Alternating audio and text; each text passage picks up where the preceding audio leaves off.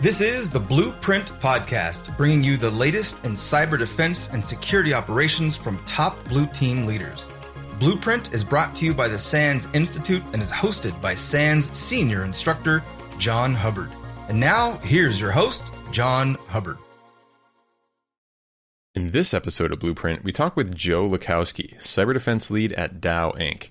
Joe is an awesome SOC lead I happened to meet a couple weeks ago in class, and he really impressed me with the way he has worked over the years to develop a team that is uniquely data-driven, transparent, and focuses on helping their company understand risks and priorities in easy-to-understand ways.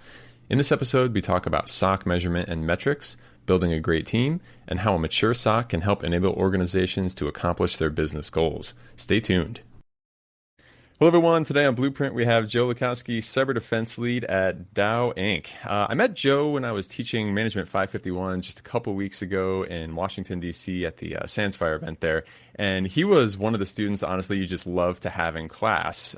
He was someone I knew would be great for a podcast conversation because he was able to jump right in and add value to basically everything we were covering in the class and work for a team that was clearly kind of high on the SOC maturity scale. So I knew as soon as we were done with class that I had to get Joe in for an episode. So welcome to the podcast, Joe.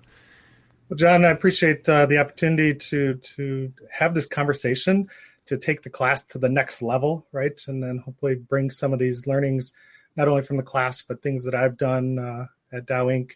to your audience and to really the world and helping to defend the world from cyber risk. Awesome.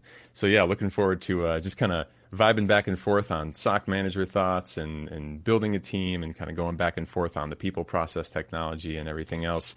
Before we get to that, let's start as we always do, which is kind of hearing a little bit about your current job and kind of what you do day to day, and then your history that kind of brought you there in the first place.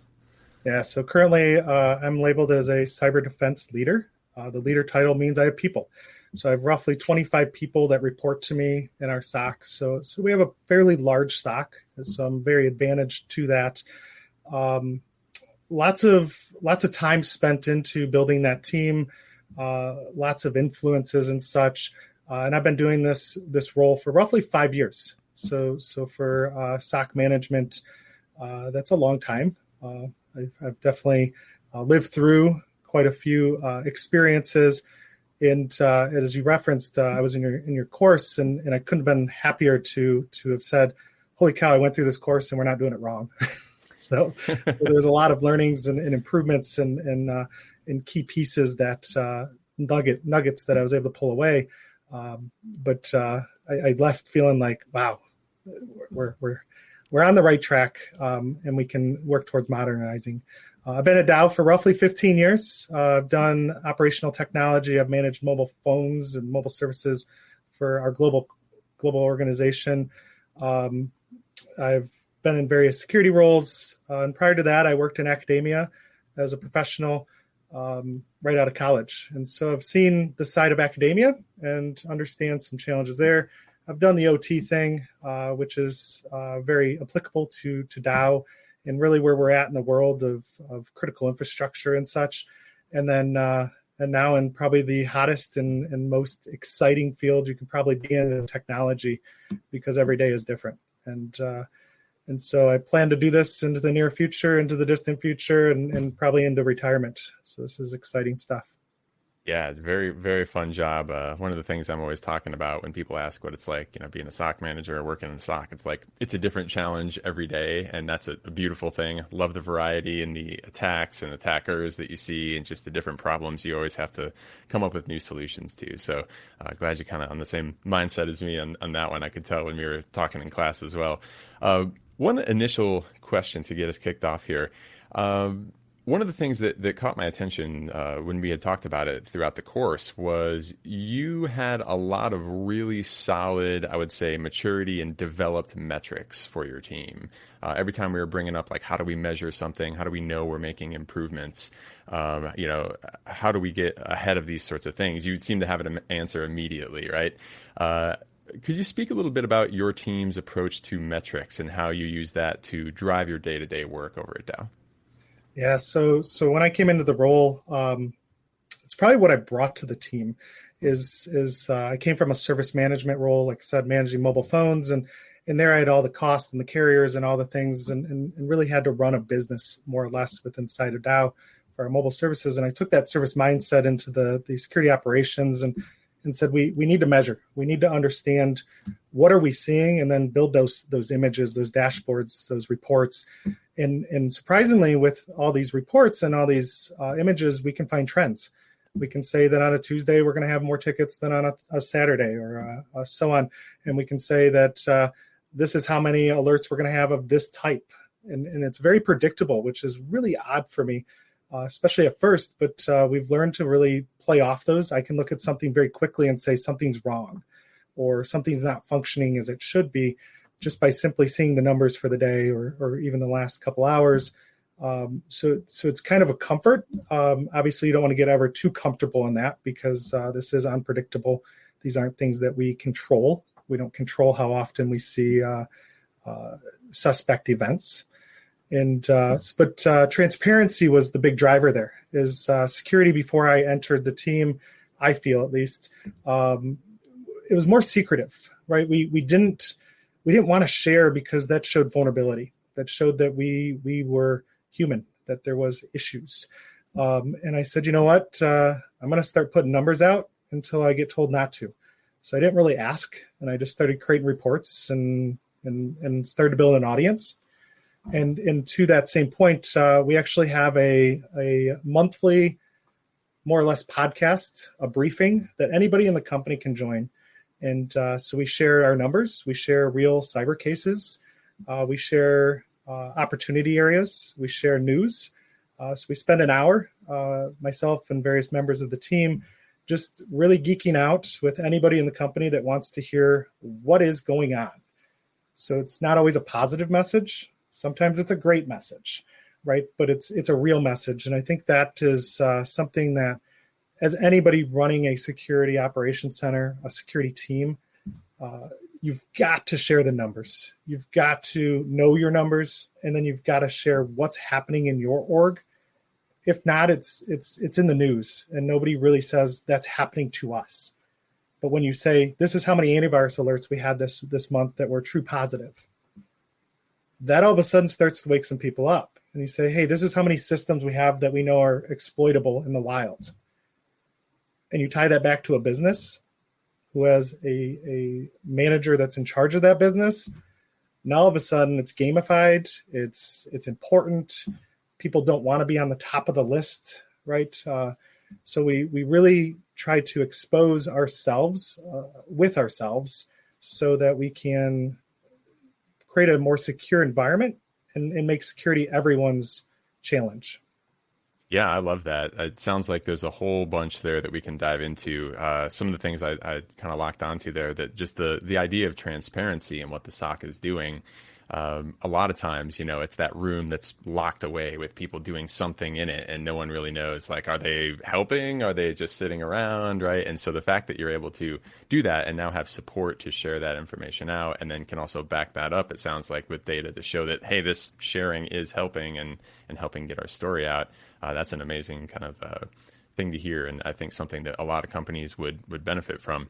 The things that you do share, are there any things that are like real big highlights that you found in terms of like external stuff you're giving to your stakeholders, customers, whatever you call them? What are the things that the external business is finding the most valuable or interesting from your team? We'll be back after a quick break. If you're enjoying this episode, then you're undoubtedly interested in building the strongest security operations team that you can. For those who want to go even deeper, did you know that SANS has not one, but 2 courses that cover security operations centers as well? For the leaders, managers, and directors out there, my co-author Mark Orlando and I offer 551, Building and Leading Security Operations Centers. This course covers building your team, your physical and virtual workspace, getting the right data into your tools, and then focusing on security priorities through everyday execution of important security tasks and building the best SOC team possible. For the technical practitioners out there, my course Sec 450, Blue Team Fundamentals, Security Operations and Analysis is designed to cover everything you need to jump in being the best SOC analyst that you can be. We cover important data types, SOC tools, security logs, malware, analysis technique, automation, and much, much more. In addition, if you want to prove you can deliver the best on any security team, both courses have an accompanying certification available from GIAC. That's the GSOM for 551 and the GSOC for 450. Check out both courses and free demos available on the SANS website. You can get registered today for an in-person course at one of our many events, or go to On Demand and take either class anywhere at your own pace. Thanks for listening. Obviously, they care about their risk, right? That's the one thing they want to know is, what does my business look like? What are my people doing? And then they want to know, how can we fix it, right? Because security is as professionals in the fields, to us, it's like, well, this is a no-brainer. Why wouldn't we invest money and time and energy into this? But the business wants to know, what is critical? What do I have to do? Because their output is creating product. That's where they make their money. And security is a cost. If I have to upgrade a system, if I have to spend time on software, if there's a change, right, that's something that they look at as downtime, or that potentially an avoidance, right? Much like insurance, you don't want to pay it, but if you don't, there's a risk reward, and there's a potential attack surface being created. But what's the likelihood and such? So making it very personal to them again, it's very much. You need to do these things, and trying to take to them the things that are needed versus the things that are noise, right? That, okay, yeah, we would love to be 100% patched on every application and have all of our CVEs knocked down and such. It's never going to happen. It's millions and millions of opportunities there. But if you go do these 5 things as a business, as we said, transparently, you build that trust, you build that drive for that business to say that's achievable. And I think that's the big piece there. Yeah, I love that. The needed versus noise, and kind of the prioritization of like, here are all the things maybe that could happen, but like, these are the ones that are really going to move the needle on risk, right? Making that clear message to people. When you're delivering a measurement of, here's how risky your particular business unit is, or this particular manufacturing area, however you divide it, are there certain like specific things that you find are the most indicative of risk? Like, obviously vulnerabilities and stuff like that, I'm guessing is going to be on that list, but what other kind of things are you often reporting to these type of people? Yeah, so I think we're not unique. I know we're not unique. Our employees love to give away their passwords. And so telling people, hey, here are your numbers for our ethical phishing opportunities. And here are the times we've had to reset passwords because we know that somebody clicked a phishing link or provided that through a fake prompt. And staying on top of that, that is something that's super human that people can relate to. What they can't relate to is, hey, I just popped a shell on your computer and now you're vulnerable because we just did a red teaming exercise. That means nothing to them. But hey, we had to reset 20 of your employees' passwords because they gave away their credentials. That's like, oh, and hey, you've had X amount of people click on a ethical phish for a gift card. Like, now all of a sudden it's like, oh, I might have clicked that too. And so creating that human factor to people that aren't technical, to people that are brilliant scientists, that are brilliant engineers, but the computer is a tool to them, and stepping back and really relating to that, I think, is the biggest piece that we can bring as security professionals to the table. That, yes, we're super geeky. We love to do this stuff. We love to have the lights dark in the SOC and kind of be that Hollywood type look and feel. But at the end of the day, if we can't relate, nothing gets done, and people keep doing these risky behaviors. So how do we make them care? And I use the analogy a lot of changing the oil in your car, right? For vulnerabilities, for a lot of this, like, you have to do it. If you don't, your car will break.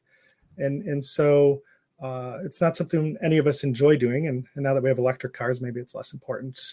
But we want to get to the point of security is like an electric car. You just drive it and you charge it at night and go. But right now, we still have to change that oil. We have to patch. We have to make sure we're maintaining non-compromised environments and low-risk environments. Yeah, the make them care versus convince them why they should care is always a struggle that every team has to have. It's like, oh, you need to watch for phishing, but until people really make the connection, and kind of see how that presents a very specific risk to their livelihood, their job, their business unit, it can be hard to connect those dots. So yeah, always important to kind of draw that message out. In terms of and that's kind of like external facing stuff. I want to switch a little bit to more kind of internal SOC operations style metrics. From the stuff that you think is useful to track, is there anything that you're looking at, like maybe on a day-to-day basis inside the team to say like, oh, things are normal today, things are abnormal, we need to take action here? Anything that sticks out that's like your daily go-to metric set? Yep. So we have a dashboard. Hopefully most SOCs do. And we tie everything back to MITRE, right? Mm-hmm. So obviously endpoints generate a lot of suspect events. And so we do spend time on identity and endpoints in a majority of our environment.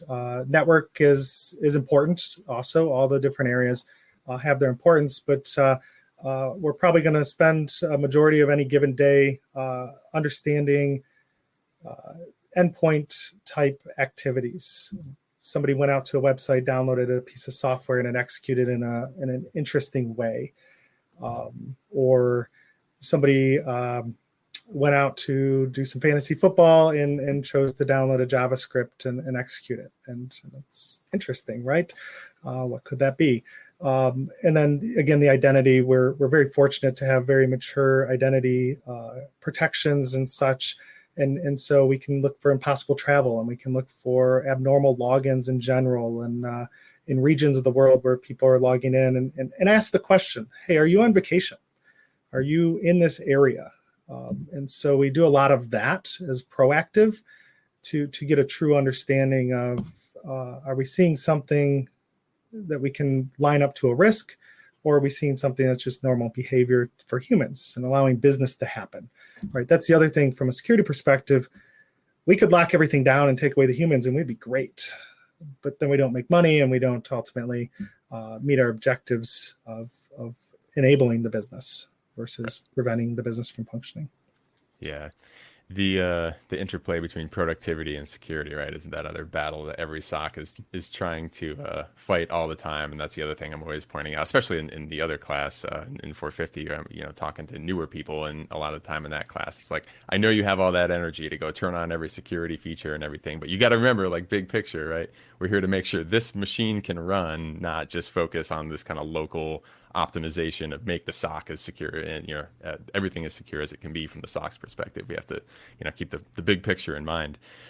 Speaking of big picture stuff and metrics, what are you looking at maybe longer term in terms of trying to figure out where to bring the team in terms of improvements? We're doing well, we're not doing well, kind of like maybe monthly reports are you looking at and stuff like that? Yeah, so like submissions of phishing, right? How many suspect emails were submitted for the team to review? How many of those were caught by our technology versus spam versus non-malicious and such? So we measure a lot of that. We trend that. We understand the effectiveness of our tooling and where we need humans involved and can justify time and things like that. Same with any of the other tools. We continue to look for efficiencies and opportunities. And being a large company, we get to actually influence product, which is probably the most fun part of my job, is how do I take back what we're seeing and give that back to a vendor to say, here's where you need to fix your tool, here's where you're missing, here's where we need more capabilities. And so taking all this data, this metrics, and not only sharing those internal, but then taking that back to a vendor and saying, you're missing consistently this much, or here's something we're not able to detect with your tool. How do we get this out of the box where we don't have to build a custom control? Or, hey, if we could do X and Y, then we could remove other products from the stack, which is also, right, the whole fight of agents on systems. And as security professionals, we want 100 agents on a system, and as a workstation group that has performance issues, they might want you to have maybe one, maybe, right? So it's continually just how do we improve through metrics? How do we understand where we have gaps? And maybe those gaps are okay, right? Maybe that's normal and we just don't want to invest in that because we have other controls. So as a previous mentor of mine would always put it, is we have a football field with landmines, right? It's kind of hard to navigate that if you don't know where those are, which is perfect from an attack surface standpoint. But we also want to make sure we have a landmine where it needs to be. Yeah, interesting. I love the feedback thing, giving information back to vendors and saying, here's the data to show where you can improve, right? That's the kind of thing when we were talking during class, I was like, Joe sounds like his team is way on top of it, right? If you're collecting stuff and suggesting proactively back to vendors what to do, that's super cool. One other thing I wanted to ask about, maybe this is a harder question, but is there any metric that you've found is very not useful, like maybe something you were excited about and then turned out not being great, or stuff you've wasted time on, or just anything you see the average team do and you're like, don't do that, it doesn't turn out very well? Yeah, big numbers, right? Big numbers are management numbers. They impress people. Like, hey, we've collected billions of events in the sim this month. That means nothing, right? I guess there's a cost to that, so you have to understand it from that angle. But ultimately, we use them from time to time around phishing that says, hey, we blocked this many malicious things with our controls. Because it's important to share those, but they're not really meaningful. They're not something that you can take action on. And then really any blocks too, right? IDS, IPS is one that I'll pick on just for a second. Like, great, you blocked it. What got through? Right? That I care about what got through. If you blocked 1 million things and it was a target cookie for their shopping cart, so they couldn't track you on their website, like that's, I guess, important. But what didn't we block? And that's where the SOC plays. So the numbers can help, right? I use them from time to time, but it's the lower numbers. Hey, this is how many incidents we had this month, and it's in the single digits. Like, those matter the most because any of those could have sank the company type feel, or really caused an impact. And so sometimes you have to use them, but they're not really meaningful to how do you protect the company. Yeah. In terms of collecting metrics, there's a lot of teams out there that I think, especially on the newer side, that are like, I'd love to have a beautiful set of numbers, much like I'm sure your team has, but maybe they don't know how to set up the actual workflow to get those numbers to them. They don't know the right tools to generate those things. Any advice, maybe without going into anything specific or sensitive, any advice you would give to a team that's looking to be able to more granularly collect metrics, and how might they go about that? So you have to start. That's the first thing, right? And once you start and you go down this road, you're going to start. You're going to start to have patterns, right? You're going to start to understand your environment and what's important to you. And your numbers are going to start to show that you're strong in some areas and weak in others. And there's models to help with that. And so you're going to be able to understand your maturity and where you have those gaps. So where to start is simply at the starting line, right? And then let the numbers kind of work themselves. You're going to understand fidelity at some point. You're going to say, wow, we have a ton of antivirus alerts. And are we actually getting value out of that? Are we doing anything with these numbers, right? Just to collect numbers and show numbers doesn't do anything either. So you collect what's meaningful and you collect what you can actually do something with. Or else, again, you're creating pretty reports, and are you truly changing behavior? Are you improving? Are you creating new detections?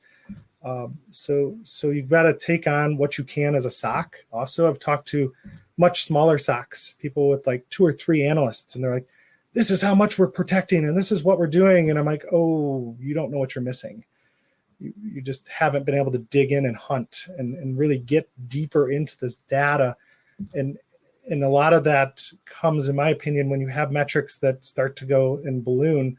Like, well, why is this growing? How do we tune this or take this to a controllable number for the number of people we have and the expectation of the business?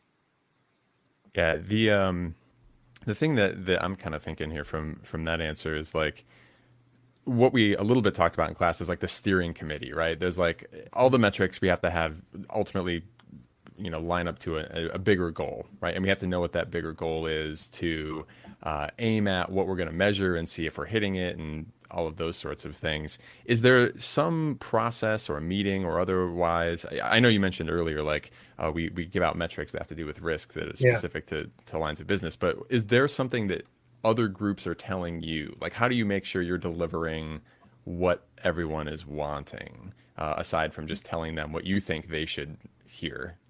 So that's a fun question, because when we talk to other groups, whether it be a manufacturing group or even an internal security group, everyone says, well, you need to monitor this.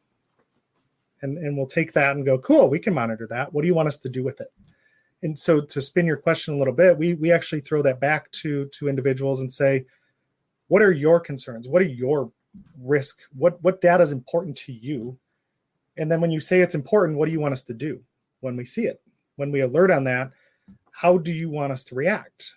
And it's always a fun process, in my opinion, because they go, well, we want you to tell us.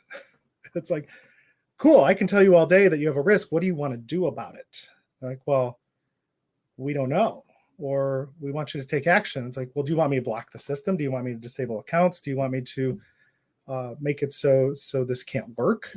And they'll usually come back and go, no, it's critical. We need it to work. And so it's really playing out when we have metrics, when we have needs, when we have people coming to us and saying, help us, protect us, do these things. It's working through these processes to say, you're the data owner. You're the person who owns the system. We have a lot of things that are a lot of hammers, a lot of ways that we can approach this. What do you want us to do? And again, it comes back to, they'll be like, well, we want you to monitor.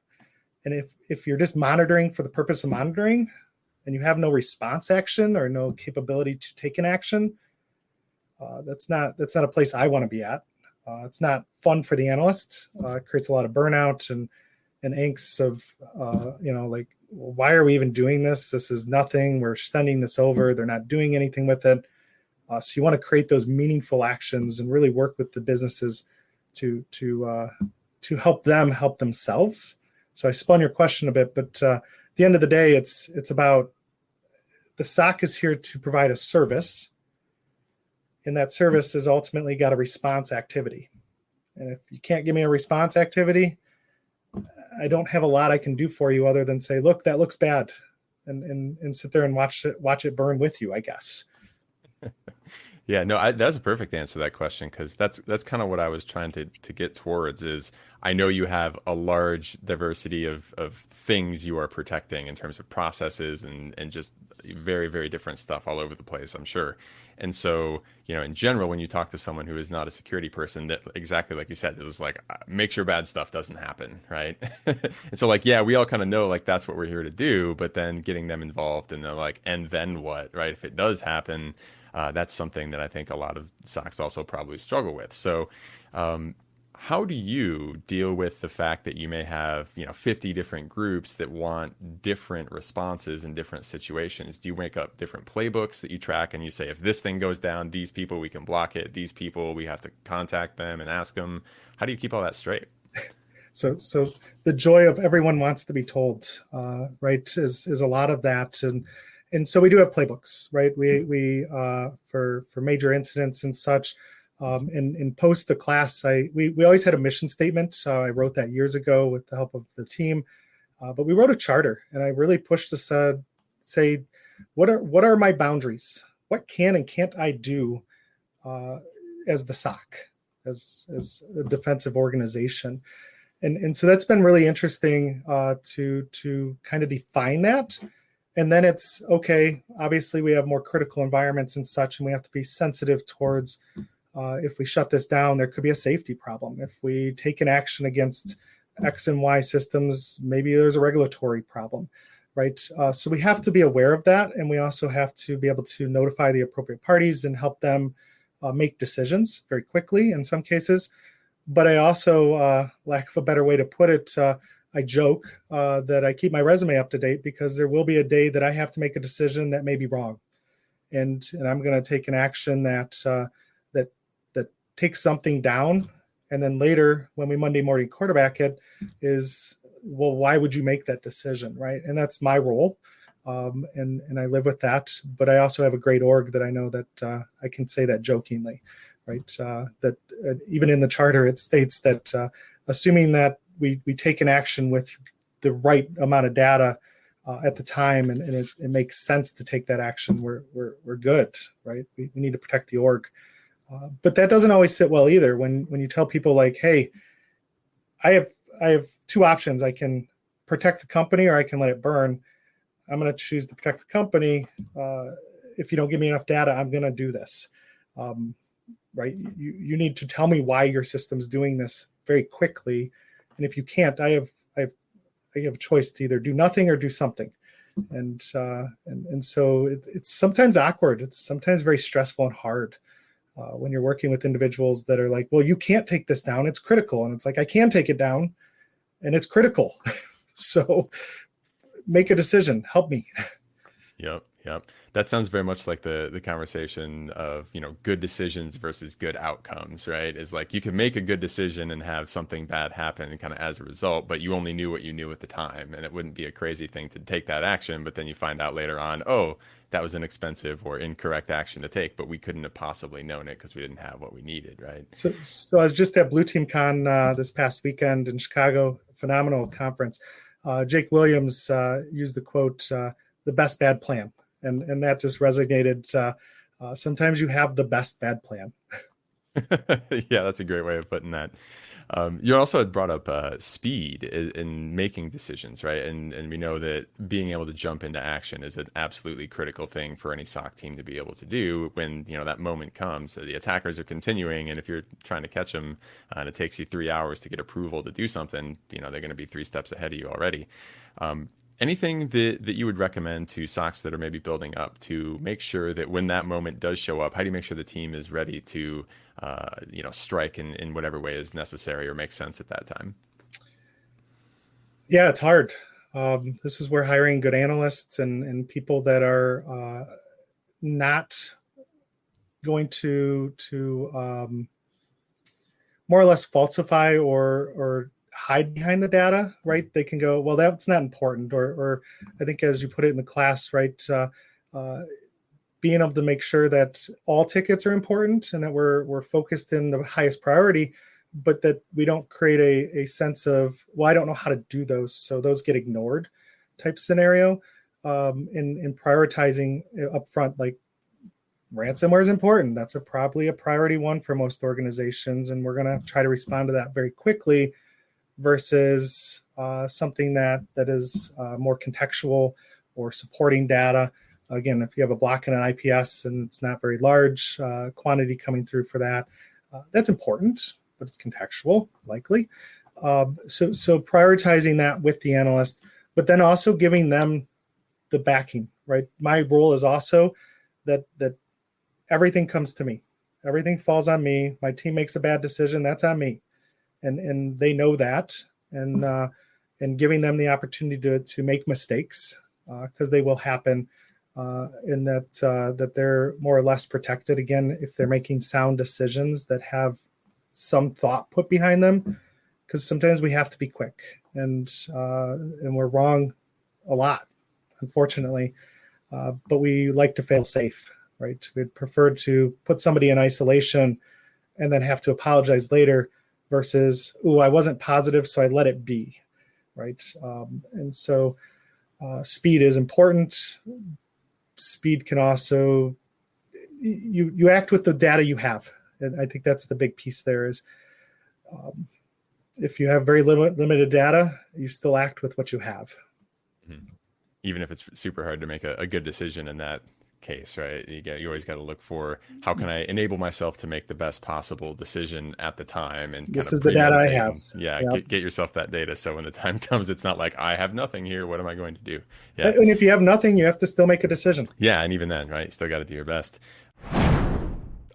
Hey, cybersecurity leaders and SOC managers. If you've been listening to this podcast for a while, you know about SANS Management 551, Building and Leading Security Operations Centers. It's a course made for anyone looking to build, improve, or be their most effective in leading a security operations team. But what I wanted to say was since the release of Season 2 of Blueprint, we've had some exciting updates that I wanted to let you all know about. I'll start off by saying this. If there's one thing I've been surprised by this year, it's how quickly the new 5-day version of 551 has taken off with security ops team leaders around the world. We've seen continued rapid growth and interest in the course, no doubt given to probably the high rate of enormous damaging cyber attacks that have been happening over the last couple years. What you might not have heard is the good news that due to the popularity, GIAC immediately jumped on building a brand new security operations leadership certification to go with the course.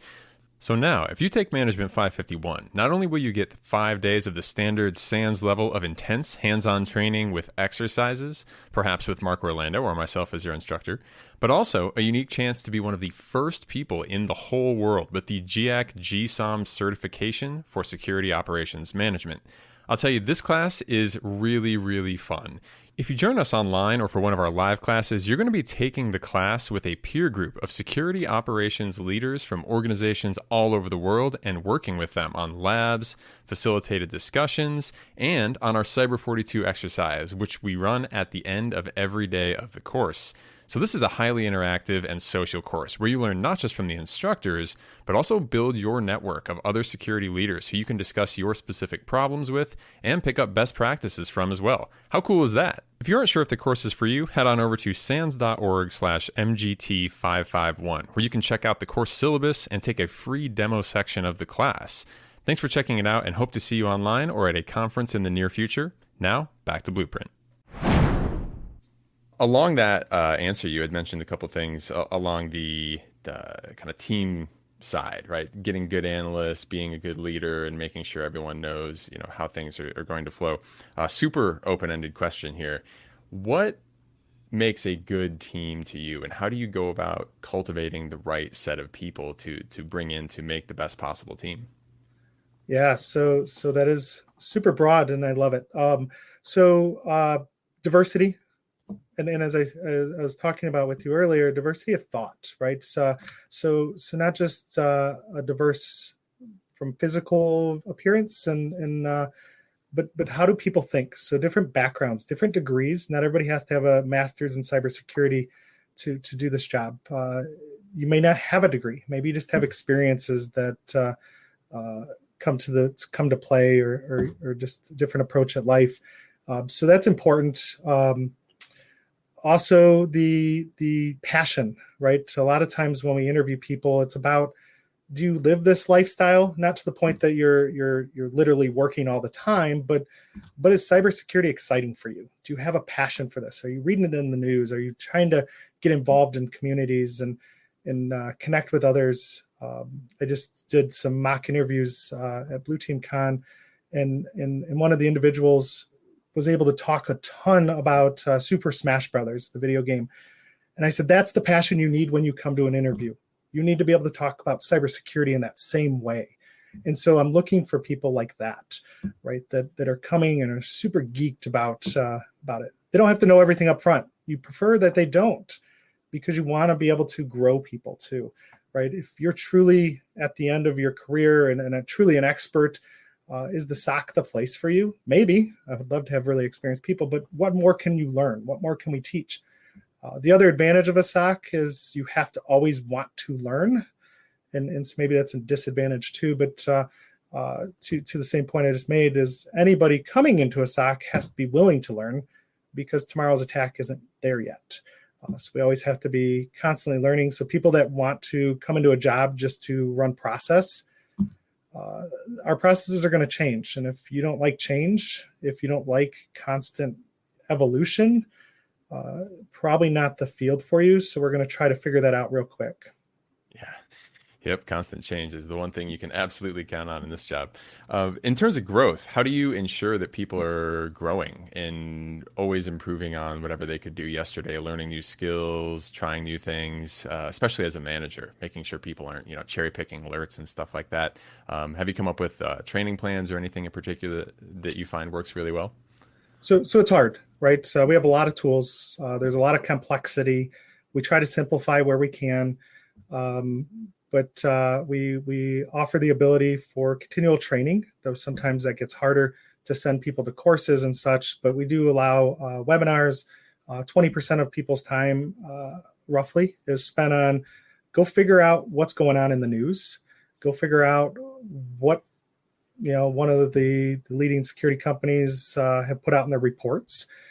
Go innovate. So another 20% of time is on innovation. So we have 20% on learning, 20% on innovation, and then 60% on responding and building out capability.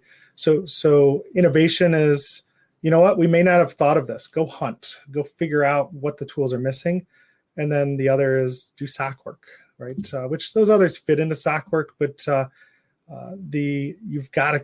you've got to give time to learn, whether it's through formal trainings like what SANS offers or others, encouraging certification, right? Within our org, we will pay for certifications. So if you're going for your CISSP, we're going to champion that. We're going to help. We actually have a study group for CISSP, and we want you to get that if you want to get it. So continuing ed opportunities. The downside of cybersecurity is it's still very new, and again, it's very changing. So we love when people come with college degrees in cybersecurity. It gives a great foundational experience, but we also find a lot of benefit in learning the latest cloud technology, learning about what else other products can do that maybe we don't even use, because then we can leverage that knowledge, that experience within the team. Is there something you do in terms of assessment where you're looking at the whole team and saying, this is what we collectively have? And is there a way that you use to find gaps in your knowledge, or where you should send someone to training next and say, like, this is the thing we need? And do you have any tools that you use to do that? I wish I could say we do. We've tried, and we continue to try to figure that out. But the model that we've found working, at least right now, is playing to people's strengths and then building on their weaknesses, right? So everyone has weaknesses, and we don't need everybody to be amazing at one thing. We need amazing across the board. So we will find what people are interested in and really push them to get good at that, and even better at that, right? They're already good at it. But then realizing that we have some work that's not super exciting. I usually try to frame it up that that's what you're getting paid for, is to do the work that is less exciting. And the rest of it, consider that just a cherry on top of being able to work in an awesome environment and an awesome field. And so how do we keep from people just picking cases and such? It's putting people sometimes in uncomfortable positions of, hey, go work this, and we're going to help you through the process. Sometimes people just aren't good at certain things. But playing off the strengths and then making sure there's good balance amongst the team is, again, where myself and another manager that's on the team helps to just really keep pushing. Sometimes we have change, right? People leave the team and we might lose a capability, but we gain another. And so we're also very flexible. Sometimes we're really good at certain capabilities, maybe in networking, and then we lose a person or two in the networking strength and we grow in another area. So we're dynamic in that sense. And that kind of plays to our strength also of, we didn't lose a lot of capability. We're just not growing a lot in that space at the moment. And then just realizing that this isn't one tool, one person that can do everything, that we are truly a team, and we are very collaborative amongst each other to help. Yeah. No, that sounds like an awesome place to and kind of team environment to be in. The 20% thing you had mentioned, that was another one I think that some listeners might be like, oh, 20% time on learning, 20% on innovation. Like, can you still get your work done if people are only looking at 60% for like working operational alert type tasks or things like that? With that being the case in your SOC, have you ever found that to be a problem, or do you find that the efficiency gains from saying, like, here's your minimum amount of innovation is more than kind of paying for itself and enabling people to get more done? If you're just processing the alerts that you have today, you're doing it wrong, right? That's the simplest way to put it, because you're gonna find what you're looking for every time in that case. What you're not going to find is what you didn't know existed, right? So if you're not hunting, if you're not innovating, if you're not looking at new ways to use the tools, and stretching those capabilities, then you're probably not really running an effective SOC. So to me, it's not an option of innovation and such. Now, some people spend more time learning than they probably should, and we have to pull them back in and say, hey, over here, we have things to get done. Or vice versa, they may spend a lot of time just process. And it's like, nope, we need to come back here and we need you to drive some innovation and run some projects or be involved in projects. Maybe go build out some automations or at least come up with concepts and understanding the data. So we're constantly having to monitor and manage to some extent to make sure we're effectively enabling people to innovate and learn so that then they can take that and apply.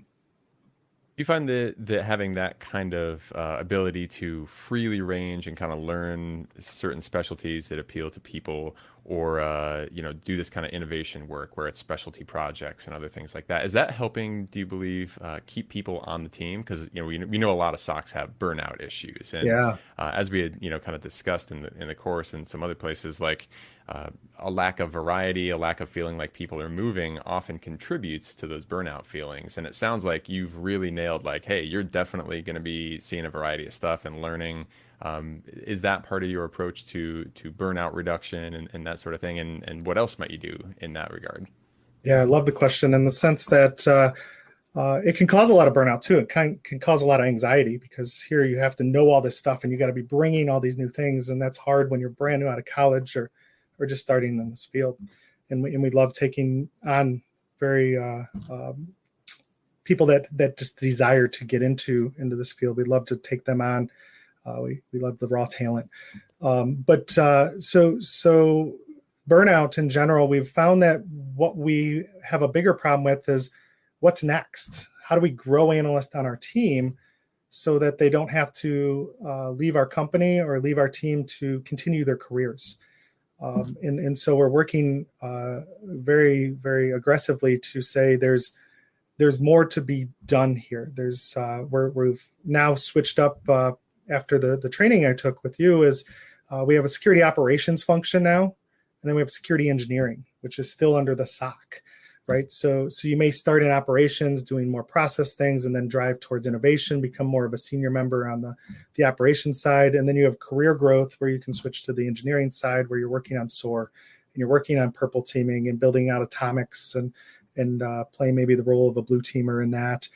Maybe you're working on vulnerability remediation type things and more of the engineering side of the house. So you're more specialized, but you're taking all that knowledge and skill and being able to apply that to still help the SOC be more effective and efficient in working with the whole team. And so we've built the framework for that. We're just pushing now to get that implemented. But that was really one of those aha moments from the course is how do we build that modern SOC? How do we take something that is after 2 or 3 years of SOC that I'm kind of like, okay, what's next? And you have to leave the SOC to know how do we keep that in and even create senior management roles within the SOC to keep people excited to change up what they're doing. Yeah, I love that. That's basically my approach in a nutshell is like never let people find the ceiling. Otherwise, they're going to start looking around and being like, all right, what's next, right? And so making it so people don't have to leave to continue on. That's another amazing way of putting that sort of thing. So great to hear that you're keeping in mind to that. Is you mentioned threat hunting a while back. Is threat hunting also something that you look at as part of that progression? Or maybe the question is, how do you handle threat hunting and disperse those duties across the team? So everyone hunts. Is kind of the big play we have.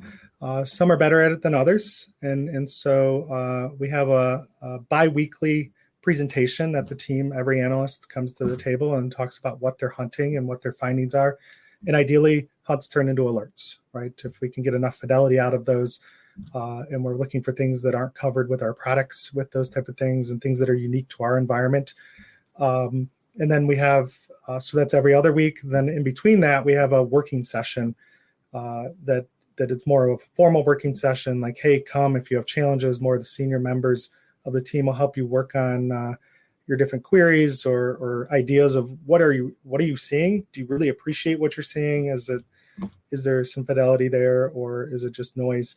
And so we push everyone to hunt. Some weeks you're busy just working process, and that's okay, right? But it's whether you're the most junior or the newest analyst on the team or the most senior person on the team, everyone should be hunting. What are your thoughts on how much you should be hunting versus being responsive, and how do you find that between reactive and proactive kind of detection capability, the balance between that?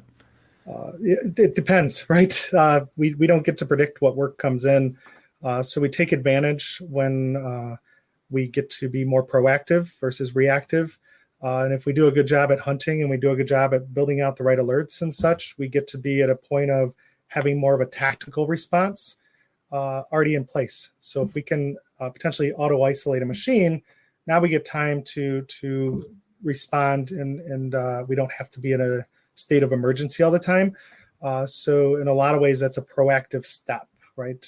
It's still reactive in the sense that something triggered it versus deflecting, but we bought time. We don't have to hurry up and run and get all hands on deck. So people ultimately have time because, lack of a better way, the maturity of what we've done allows people the time to be proactive, because we've really focused on how do we make sure that, again, we buy the time, that we try to minimize the go put out the fires to, hey, that looks like it could be smoking. Let's go see what's happening there, versus, this is call all hands on deck type things. So not that we don't have our fair share of 2 a.m. calls that we're all hanging out on the phone and trying to figure out what happened. But we very rarely have those anymore because, again, we've invested in hunting, because we've built out alerts, because we've built tactical responses that are more self-healing. Yeah, it's a good sign when those the 2 a.m. phone calls reduce to a minimum. Shows you've been probably working in the right direction over the years. Sounds like you guys are doing a bunch of awesome stuff as a team. And I guess to close up the interview here, final question, big picture, what do you think is going to be one of the biggest challenges for SOCs going into the future over the next maybe few years? Yeah, so as the defensive tooling keeps maturing, the attackers are getting better too, right? You get ransomware as a service. You can get command and control as a service for as little as like $10. And so the barrier to entry for the attacker continues to drop, but so does the tooling and the machine learning and the ability to do automation with the defensive side. The fun part of this environment of SOC in general is where is this going? Well, right, as we see more critical systems brought online, as we have more computerized cars, self-driving vehicles, smart cities, potentially, who knows, flying cars in the future, all of it's vulnerable. And so from the future is there's going to be need for more security professionals. There's going to be need for more tooling. There ultimately has to be eyes on glass, because attackers tend to be human. Maybe they'll be fully computerized in the future, AI attacks against us. But you still have to process, what am I seeing, and is this good, is this bad? Because when you have a human behind it, it's hard to predict. So the where is this going is it's ever evolving, as we said. We will continue to have attacks. There's been attacks since the beginning of humans, right? Somebody always wants something somebody else has or wants to cause issue. As we computerize more, as technology becomes more prevalent, as we potentially have technology embedded in our bodies, that's a whole nother avenue of, wow, I have to patch my pacemaker, right? And that's been proven out as a potential vulnerability spot, but that's only going to get more and more. it's exciting. But even in the near future, I don't know what to tell you for the next year. What's going to happen next year, right? We have ideas, but some of the technology we're going to have to protect hasn't been invented yet. Yeah. So it's exciting. Yep. Always a changing set of scenarios and topics, keeping everyone on their toes. Well, I think that about wraps up the time we have for today. If people have questions for you on the episode or otherwise, where can we tweet at you or otherwise throw questions your way? Yeah, so I'm on Twitter or LinkedIn, at Joseph Lykowski on Twitter there, or find me on LinkedIn. And I'm happy to just have discussion. We'd love to talk to other security operations centers, always learning, always having those, oh, we're not unique moments is how I stay sane. So we're always willing to just have conversation with other professionals that are passionate about defending the org and evolving, and then pushing our vendors to deliver on what the white paper said it was going to. Love that. All right. Well, I think that brings us to the end here. Thanks, Joe, for joining us here and vibing with us on SOC management topics. Always love having conversations like this. Shared a lot of really good best practice. Always good to hear from someone with a really mature team that has a lot of problems already figured out and get those best practices kind of passed on to the newer teams. So thanks so much for coming on to the podcast and hope to run into you again soon. Thanks, Sean.